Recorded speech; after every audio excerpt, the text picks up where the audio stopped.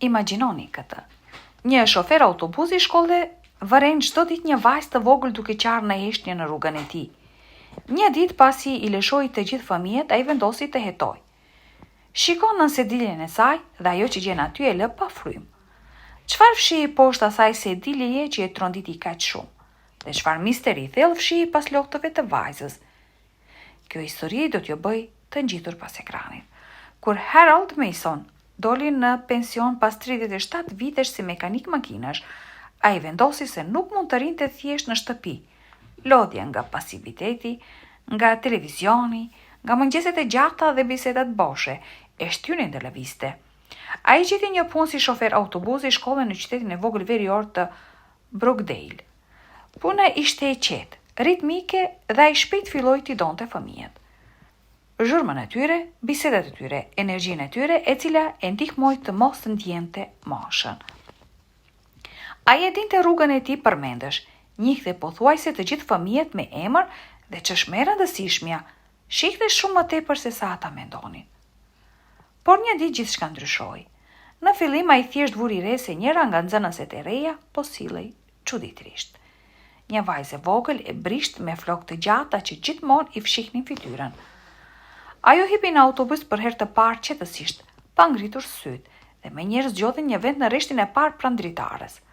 Zakonisht ardhurit e ri përpiqeshin të uleshin në pjesën e pasme të kabinës, ku mund të mbeteshin të pavënë re, por ishte sikur ajo bënte të kundërtën, donte të ishte më afër shoferit. Haroldi e shënoi këtë në mendjen e tij, por nuk ndërhyri. Ajo dukej si një introverte tipike. Kaluan disa ditë. Ai filloi të vërej se çdo ditë, duke filluar nga dreka kur i çonte fëmijët përsëri në shtëpi, vajza e cila quhej Hannah Rivers fillonte të qante.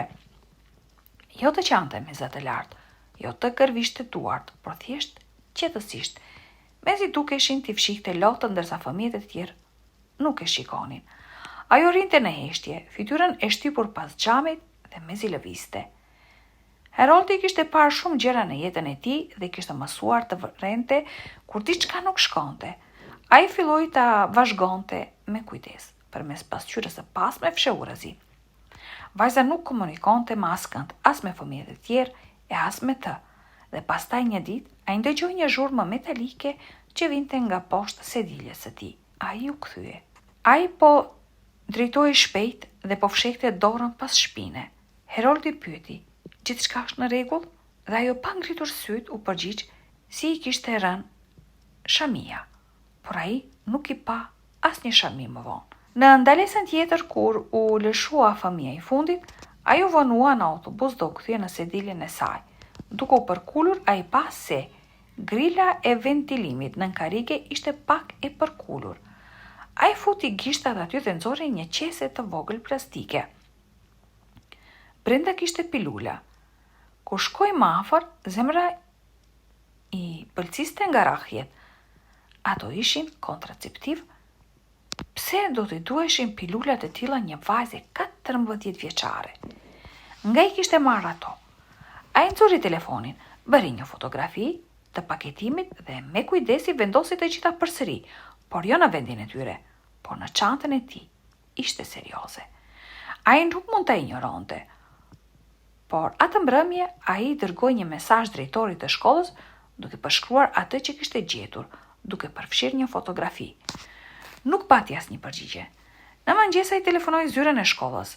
Sekretarja tha se drejtori ishte në një mbledhje dhe se mesazhi i tij ishte në shqyrtim. Ai mbylli telefonin duke e shtrënguar shumë fort. Ai po fillonte të ndjente zemrim. Ditën tjetër, ai e pa sërish Hanën duke ecur në rrugë pas shkollës vetëm, duke u drejtuar për në farmaci. Ai ngadalsoi, duke mos u afruar, thjesht duke vazhguar. Disa minuta më vonë ajo doli me një qese të vogël letre dhe më pas hyri në dyqanin e pijeve alkoolike në cep. Një burr doli nga aty. Haroldi kuptoi menjëherë se ishte njërku i saj, sepse në të kaluarën ai kishte parë atë pranë shtëpisë ku e lëshonte Hanën. Burri i tha diçka, i dha një shishe ujë dhe ata hipën në makinë. Haroldi ndjeu se nuk mund ta linte këtë. Ai shkoi pas tyre. Makina doli nga qyteti dhe u ndal në një park të vjetër pyjor. Hëna dhe njerku i saj dolën dhe u drejtuan drejt zonës së piknikut dhe së shpejti ju afruan edhe 3 burra të tjerë. I gjithë grupi u drejtua drejt një kasolleje shërbimi të padukshme. Heroldi u ndal, thiri 112 dhe raportoi se një vajzë e mitur ishte futur brenda me 4 burra të rritur. Ai qëndroi në linje duke vëzhguar nga pas shkureve. Përmes dritarës së pist, ai pa Hanën të shtrënguar pas murit dhe njëri nga burrat, njerku i saj, po i thoshte diçka mes dhëmbësh duke kërcënuar vajzën. Heroldi ja transmetoi këtë operatorit. Në atë moment, 2 kalimtar të rastit ju afruan hambarit. Ata gjithashtu shikuan përmes dritarës dhe duke parë se çfarë po ndodhte, trokitën në derë. Një klithmë gruaje u dëgjua nga brenda. Ndihmë. 1 minutë më vonë, makina e policisë hyri në parkim. Oficerët rrëzuan derën. 3 burrat shtriheshin në dysheme dhe njerku i Hanës qëndronte mes saj dhe oficerëve, duke pretenduar se ishte një keq kuptim. Ndërsa po e lidhnin, ai bërtiti Heroldit. Ti je ai që prishi gjithçka, para se të dërgohej me pranga. Hana ishte në shok. Ata e futën në një ambulancë duke mbuluar me një batanie.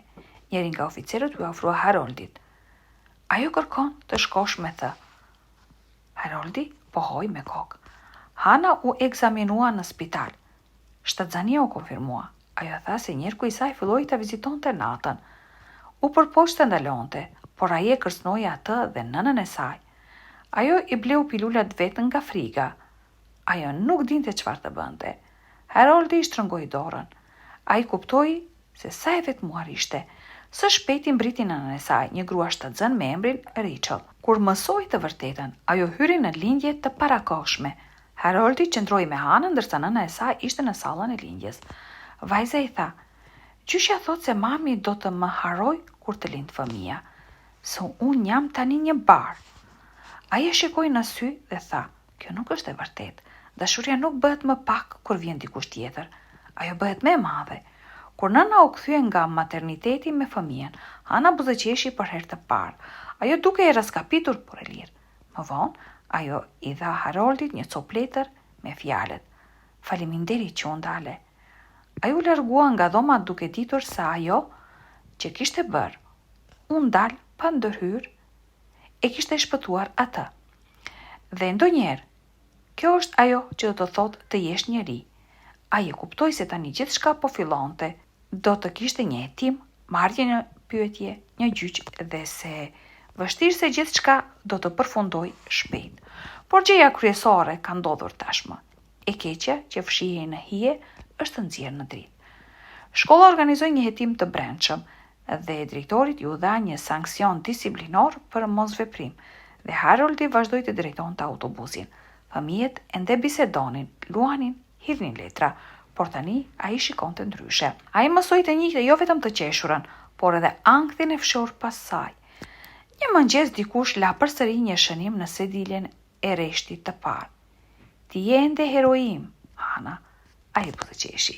Pra, ajo gjeti një mënyrë për të vazhduar. Të dashur shikues, çfarë mendoni për këtë histori? Ju lutemi na tregoni në komente dhe nëse ju pëlqeu kjo video, atëherë pëlqejeni dhe abonoheni në kanalin ton. Ju faleminderit.